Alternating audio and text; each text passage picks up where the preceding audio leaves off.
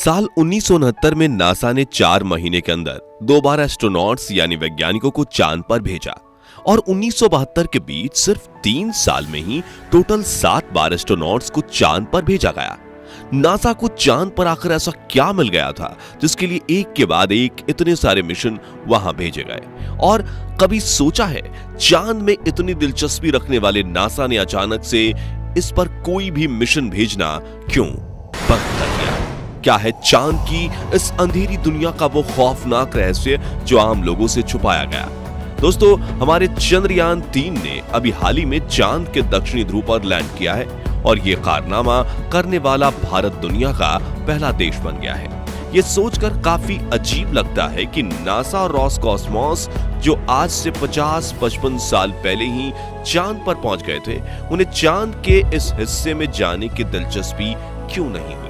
जबकि नासा अगर चाहे तो वो कभी भी चांद के इस हिस्से को एक्सप्लोर करने के लिए मिशन भेज सकता है। तो फिर ऐसी क्या वजह है कि 1972 के बाद नासा ने चांद से दूरी बना ली? उन एस्ट्रोनॉट्स ने चांद पर ऐसा क्या देखा कि वो इसकी बात तक नहीं करना चाहते? क्या इसका संबंध उन एलियंस से है जिनके चांद पर होने की कहानी हम सदियों से सुनते आए, या फिर इसका कारण कुछ और है?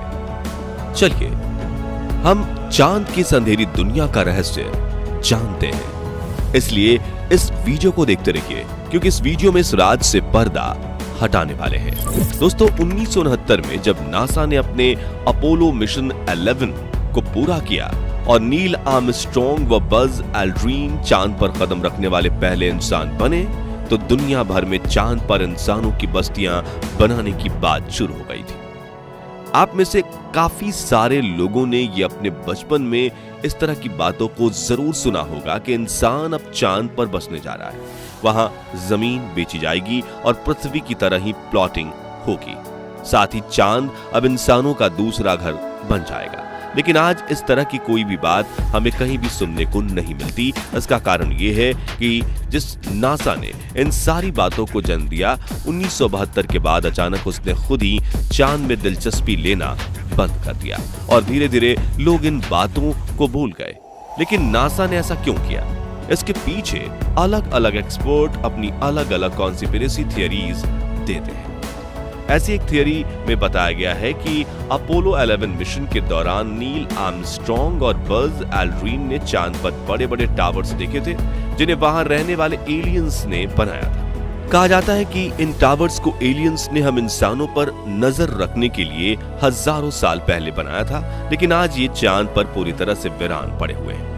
दावा तो ये भी किया जाता है कि अपोलो मिशन के दौरान नील आर्मस्ट्रॉन्ग ने नासा के ग्राउंड स्टेशन से लाइव बात करते हुए इस बात के बारे में बताने की कोशिश की, लेकिन नासा के वैज्ञानिकों ने बातचीत के उस हिस्से को कट कर दिया ताकि दुनिया को इस रहस्य के बारे में पता ना चले। कुछ सेल्फ क्लेम्ड रिसर्चर्स ये दावा करते हैं कि नासा ने इस रहस्यमय टावर की जांच पड़ताल करने के लिए लगातार एक के बाद एक 7 मानवीय मिशन चांद पर भेजे थे, लेकिन जब आखिरी बार एस्ट्रोनॉट्स चांद पर उतरे तो उनका सामना वहां मौजूद एलियंस से हुआ, जिन्होंने उन एस्ट्रोनॉट्स को धरती पर लौटने और फिर कभी चांद पर न आने की चेतावनी दी। और इसी के चलते नासा ने फिर कभी अपने किसी एस्ट्रोनॉट को चांद पर नहीं भेजा।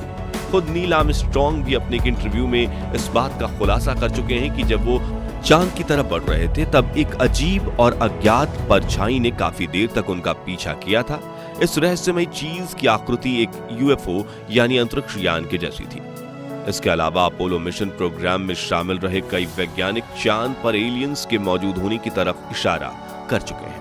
हालांकि ये लोग खुलकर कुछ नहीं कह पाते, जिसे देखकर ऐसा लगता है कि मानो इनके ऊपर चुप रहने का कोई दबाव है। लेकिन कई बार ये एस्ट्रोनॉट्स इशारों में अपनी बात कहने की कोशिश कर चुके हैं। साथ ही कुछ सेल्फ क्लेम्ड रिसर्चर और राइटर ये कहते हैं कि चांद अंदर से खोखला है और इसके अंदर एक पूरी एलियन सभ्यता निवास करती है। खास तौर से चांद के दक्षिणी ध्रुव को लेकर इस तरह की बातें सबसे ज्यादा कही जाती हैं, क्योंकि यहाँ हमेशा अंधेरा रहता है और इस एरिया में इतने बड़े बड़े गड्ढे हैं कि उनके अंदर पूरा शहर समा जाए। आपको बता दें कि यहाँ मौजूद एटिकन बेसिन नाम का एक क्रेटर यानी कि गड्ढा सिर्फ चांद ही नहीं बल्कि पूरे सोलर सिस्टम का सबसे बड़ा गड्ढा माना जाता है। इस गड्ढे का व्यास 2500 किलोमीटर और गहराई 8 किलोमीटर है। कुछ रिपोर्ट्स में ये गहराई 13 किलोमीटर होने की बात कही गई है। ऐसे में बहुत सारे कॉन्स्पिरेसी थियरिस्ट का ये मानना है कि इस अंधेरे गड्ढे में एलियंस हो सकते हैं। उनका मानना है कि इन गड्ढों के अंदर ये एलियन पिछले हजारों सालों से रह रहे हैं और नासा को इनके इस राज का पता चल गया था, इसलिए वो अब अपना कोई भी मानवीय मून मिशन लॉन्च नहीं करता है। वैसे दोस्तों, अगर इस बात को एक बार के लिए हम सच भी मान लें कि सच में चांद पर एलियन है, तो फिर ये बात गले से नहीं उतरती कि वहां आखिर जिंदा वो कैसे है। दरअसल चांद का वायुमंडल हमारी पृथ्वी से बिल्कुल अलग है और ये वायुमंडल जीवन के पनपने को फेवर नहीं करता। आपको जानकर हैरानी होगी कि दिन के समय चांद का तापमान 250 डिग्री सेल्सियस तक चला जाता है, जो हमारा खून उबाल सकता है। साथ ही रात के समय यहाँ का तापमान -208 डिग्री तक जाकर हमारे खून को जमाने के लिए काफी है। इसके अलावा चांद का वायुमंडल हद से ज्यादा पतला है, जिसे अगर ये भी मान लिया जाए कि यहाँ वायुमंडल है ही नहीं तो ये गलत नहीं होगा। ऐसे हालातों में कोई भी प्राणी जीवित कैसे रह सकता है? और अगर सच में चांद पर एलियन रहते हैं तो वो हमसे कहीं ज्यादा ताकतवर हैं और खतरनाक भी, क्योंकि जिन हालातों में इंसान एक पल भी सरवाइव नहीं कर सकता, वहां रहने वाले जीव यकीनन हमसे कहीं ज्यादा ताकतवर जरूर होंगे। दोस्तों, नासा से जब ये पूछा जाता है कि इतने लंबे समय से उन्होंने चांद पर कोई मानवीय मिशन क्यों नहीं भेजा, तो उनका ये जवाब होता है कि चांद पर खोजने जैसा कुछ नहीं है और वहां मिशन भेजना पैसों की बर्बादी है। हैरानी की बात भी होती है कि 2008 में जब भारत ने अपना पहला मून मिशन चंद्रयान 1 लॉन्च किया, तब दुनिया को यह पता चला कि चांद पर पानी मौजूद है, जबकि भारत के इस मिशन में लैंडिंग शामिल नहीं थी। यानी हमारे चंद्रयान ने चांद के ऑर्बिट में घूमते हुए ही इसकी सतह पर पानी की खोज कर ली थी, जबकि नासा अपने एस्ट्रोनॉट्स को चांद पर उतारकर भी ये पता नहीं लगा पाया और ये बात गले से नहीं उतरती है। बहुत से लोग ये कहते हैं कि नासा को चांद पर पानी होने की बात बहुत पहले से पता चल गई थी, लेकिन उन्होंने दुनिया से इस बात को जानबूझकर छुपाया था ताकि लोगों को यकीन हो जाए कि चांद पर खोजने लायक कुछ नहीं है और उन्हें इसमें कोई दिलचस्पी न रहे।